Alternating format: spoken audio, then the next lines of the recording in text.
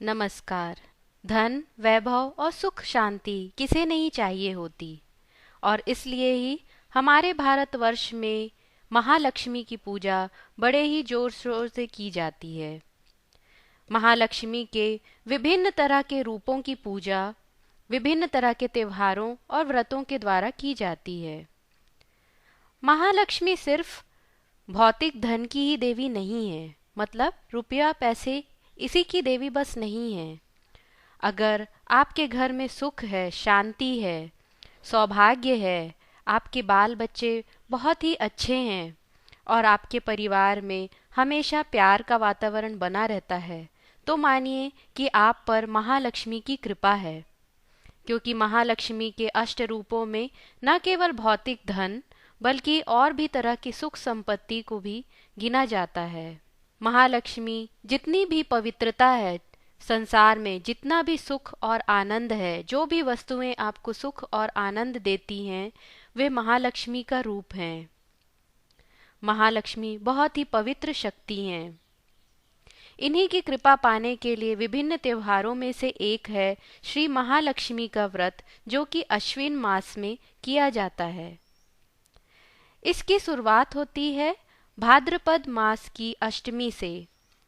इस दिन 16 गांठों का एक गंडा बनाया जाता है, मतलब कच्चे सूत पे 16 गांठें लगाई जाती हैं और अपनी कलाई पे बांधा जाता है और कुशा से नहाया जाता है। कुशा या दूब से नहाया जाता है।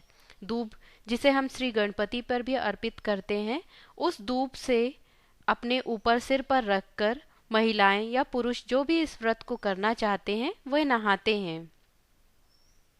इस दिन से प्रतिदिन अश्विन मास की कृष्ण पक्ष की अष्टमी के दिन तक नहाया जाता है और उस दिन दोपहर में श्री महालक्ष्मी की पूजा की जाती है।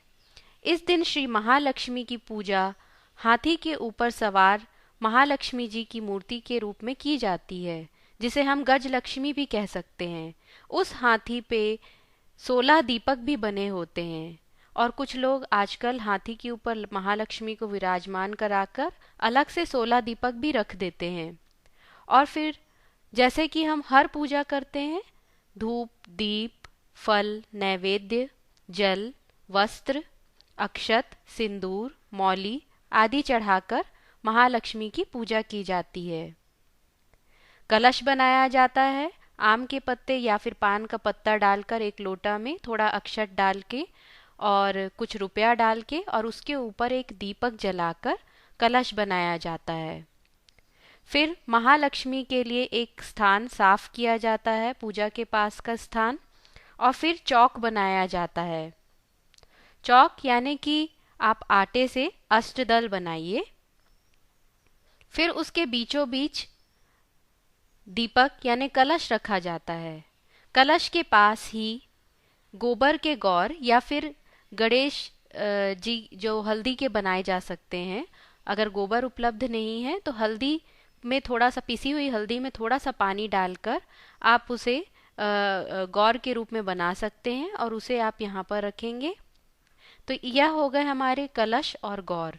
फिर उसी चौक पे हम एक पीढ़ा या पटा या वुडन प्लैंक रखेंगे, उस पे एक स्वच्छ कपड़ा बिछाएंगे और उस पे हाथी पे सवार माँ महालक्ष्मी की मिट्टी की मूर्ति, जो कि बहुत से प्रांतों में जहाँ पर यह त्यौहार बहुत ही धूमधाम से मनाया जाता है, जैसे कि उत्तर प्रदेश, मध्य प्रदेश, छत्तीसगढ़, राजस्थान, बिहार आदि में, वहाँ पर इस महालक्ष्मी जी की मिट्टी की मूर्ति मिलती है इस समय। वह मूर्ति, या फिर अगर आपके पास महालक्ष्मी जी की मिट्टी की मूर्ति नहीं है तो आप कोई हाथी की मूर्ति ले सकते हैं। उस पर आप किसी तरह से श्री महालक्ष्मी जी की मिट्टी की मूर्ति स्वयं बना के स्थापित कर सकते हैं। अगर आपके पास वह भी नहीं है तो गजलक्ष्मी का कोई चित्र आप ले सकते हैं जिसमें हाथी पे सवार माँ महालक्ष्मी हो, और उस चित्र की आप पूजा कर सकते हैं। उसे स्थापित करेंगे। उसके आजू बाजू अगर हाथी पे ही मिट्टी के दीपक बने हुए हैं तो उनमें 16 दीपकों में आप घी और तेल अपनी श्रद्धा के अनुसार डालकर दीपक जला सकते हैं। और अगर उसमें दीपक नहीं है तो आटे के 16 दीपक बना लीजिए और उन 16 दीपकों को मूर्ति के आजू बाजू आपको पूजा के समय जलाना है। जिस समय दीपम समर्पयामि बोला जाएगा उस समय आपको इन दीपक को जलाना है।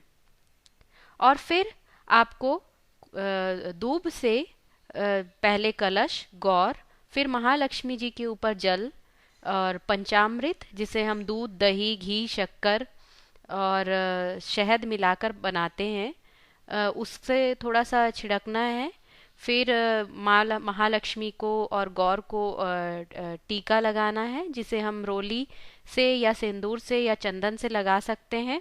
फिर उन्हें श्रृंगार का सामान जैसे कि चूड़ी, बिंदी, कंघी, फीता, काजल आदि जो भी आपके पास श्रद्धा से उपलब्ध हो जाए वो आपको चढ़ाना है।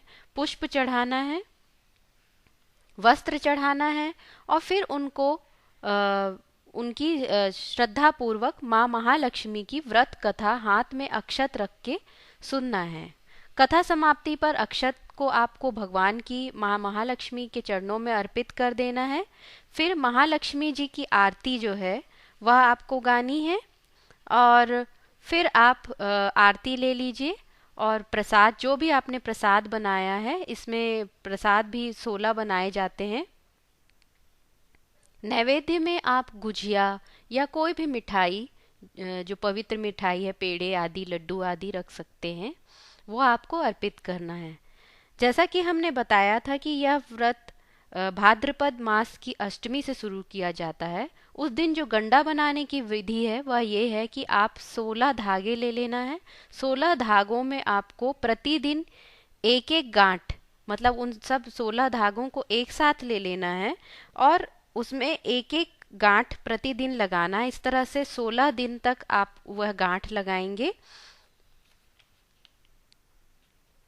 और फिर महालक्ष्मी जी को वह आप जब जिस दिन पूजा करेंगे वह आप अर्पित करेंगे।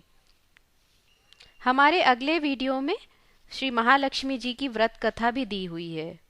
कहा जाता है कि इस व्रत को करने से घर की लक्ष्मी स्थिर होती है, सुख, वैभव और संतान की प्राप्ति होती है, घर में हमेशा सुख और शांति बनी रहती है। आशा करते हैं कि यह जानकारी आपके लिए उपयोगी हुई होगी। धन्यवाद।